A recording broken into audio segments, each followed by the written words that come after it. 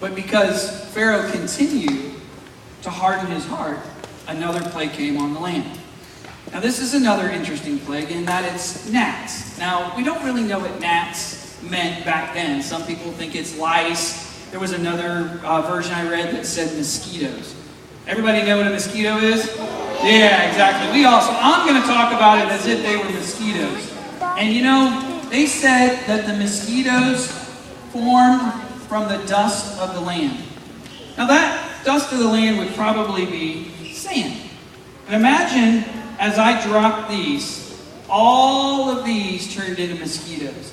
And you were in here, and this room just started to fill full of thousands upon hundreds of thousands of pounds, millions of mosquitoes. Would that be very comfortable? No, we would not be happy. Would that get our attention? Yeah, it would get my attention. Did it get Pharaoh's attention? No, it did not. Again, Pharaoh said, you know what? I don't like this, but my heart is still hard. I still don't respect your God. I don't respect you, Moses, and I'm not going to let your people go. So again, another plague comes on the land, flies. Now, I don't like flies, especially at picnics. When I get that big juicy cheeseburger and I've got lettuce and tomato and ketchup and mayo and cheese, and I'm getting ready to take that big bite, and a fly lands right there. Don't like that at all. But you know what? This wasn't just a few flies. It wasn't just the kind that you do this and you chase them around and you hang a little tape and they stick to and they're dead. No, this was thousands and millions of flies. And not only were they flies, anybody know what a horsefly is? Ever been bitten by a horsefly? No, I haven't. They were biting flies. Now, again, do you think Pharaoh would pay attention? Yeah, you would think he would, but he didn't. Again, he said, I am not letting your people go. It's just not going to happen. I don't believe you. And you know what? Some of the things that you've created, my magicians can create. About this time, even his magicians were saying to him, the people of Egypt were saying, this is not right. This is the finger of God. This is not, we cannot do this. We cannot make this. We cannot take it back. You need to start listening. But Pharaoh's heart was so hard that he didn't. And you know, God doesn't talk to us through a burning bush or things like that. But when people are around us, like our parents and our teachers and our pastor and all that, we've got to listen. We've got to open up our ears and open up our hearts to hear, because that's what was going on here. Pharaoh should have been listening to those around him, heeding the warning of those around him, and good things may have happened. Now next, we're going to go to another Bible verse.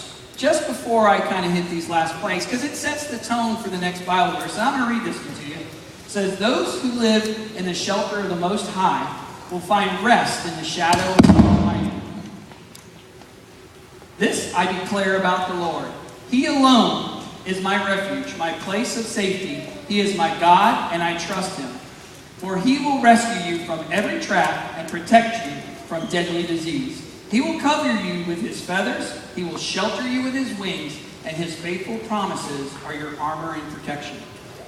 Now, what that verse says is that kind of like the shadow, like the big oak tree, you don't run to it when there's lightning, but when it's hot outside, you like to get in the shade. Is it comfortable underneath that tree? You feel a little protected from the sun? Absolutely. When we believe in God, and when we have God in our heart, and when we follow what he does, he protects us. He keeps us safe. He's our comforter. He's like the feathers that they refer to. I think of my down comforter, and I think of that, you know, when I get in it and I crawl in it and it's nice and warm and cozy on a cold night. I also think about when, you know, I lay my head on my pillow and it's nice and comfortable. That's what it is. And that's who God is to us. Now, the importance of this is the next plagues, if I can get that next slide up. God starts to build his own wall, so to speak, its own line of protection between the Hebrews and the Egyptians. These next plagues, they don't affect the Hebrews. They only affect Pharaoh's people.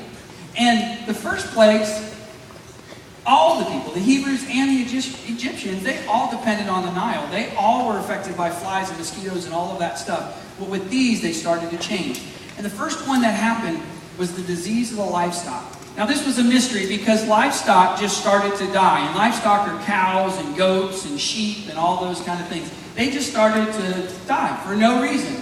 But guess what? They only died because they were the Egyptian animals. Those of the Hebrews stayed alive. So you started to see that line in the sand, that wall that was built up, it changed. It was protecting the Hebrews, the people of God, and not of the Egyptians. And then we had boils. And man, boils are... Anybody know what a boil is? Okay. Anybody ever see boiling water in a big pot? You get those big bubbles that are on there? Well, yeah. Well, that's like a big bubble right on your skin. And it's full of pus and blood and ew and all. It hurts. It burns. You don't want to move. It's almost like leprosy. I mean, it is bad. It is not good. Well, God had told Aaron and Moses, take the ash from the furnace. And ash, I actually burned a fire the other night. And this is ash. And when I want you to put it into the wind. And when the wind blows, it's going to blow across the people of Egypt, and they're going to have boils form on their skin. Now, it's not just the people. It also did it to the animals.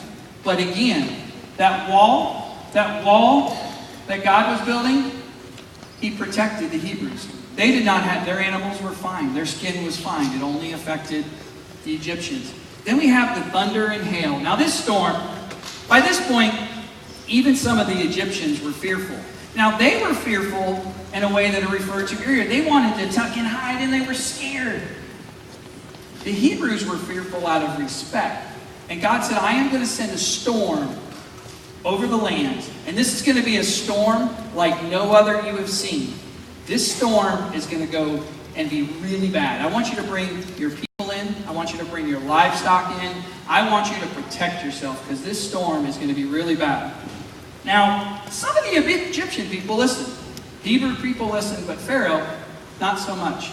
His heart continued to harden. Now, this storm had hail. Anybody seen hail before? The hail balls, they were like this, and they fell from the sky. And when they came down, they crashed. And when they crashed, imagine if you were a little plant, what that would do to you. It would crush you. It destroyed their crops.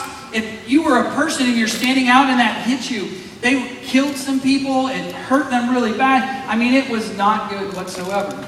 But again, the Hebrews were protected from this because they were warned and they listened and they went in and sought shelter.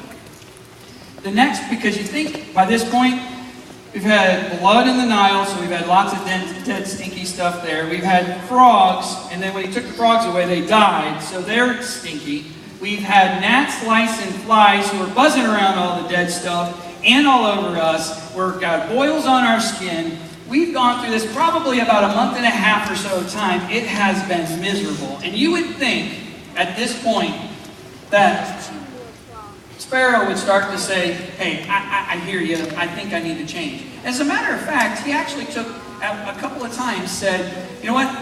I sinned against your people, Moses. Please stop this. But as soon as whatever the plague was stopped, he went back and he didn't free the people. So one of the last plagues, and I got a little bug here, was locusts. And what a locust is that it's a bug that eats just about everything. And there was just a little bit of plant life left. And at this point, it took the rest, ate it all. There was nothing left. This is actually a cicada. We have these here in Florida, and they live in trees. They only come out about every 20 years or so. But you kind of get the idea. They're pretty cool. This is a dead one here. But they eat everything up. Well, not even at this point did Pharaoh see that God was talking to him, and that if he continued to harden his heart, if he continued not to listen to Moses, if he continued not to listen to Aaron, that bad things were going to continue to happen. That was not going to be good. And we have two more. And the number 9 plague was darkness. Now, if you add all of the things that we talked about before when it comes to all of the stinky and oils and dead animals and crops, and you're hungry and you're not sleeping and all of that stuff, this isn't the darkness like when you go in your room and your eyes adjust and then you can see, or when you go outside at night and there's a moon and you get a little moonlight. This is darkness almost like, I say motor oil, but it was so black that the Bible says you could feel it. It was so dark that you could feel the darkness. And this went on for 3 days.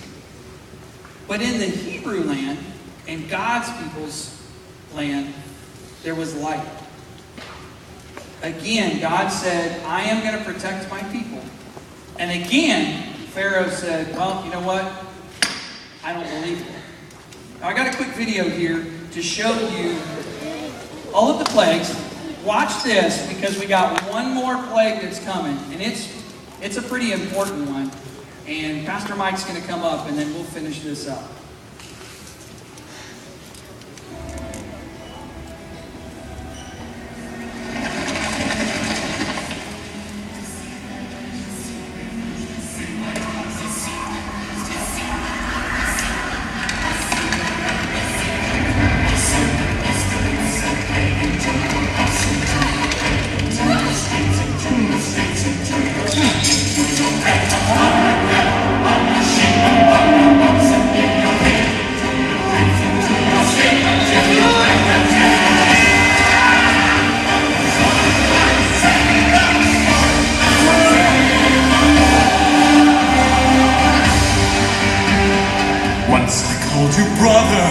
Once I got the chance to make you laugh, was all I ever wanted.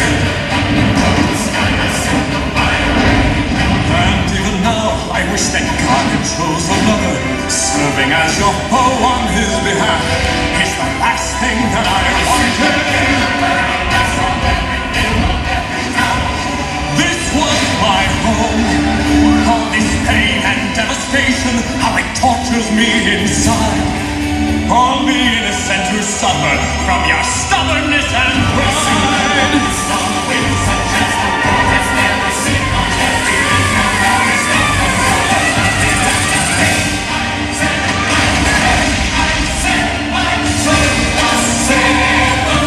I call brother, why must you call down another blow?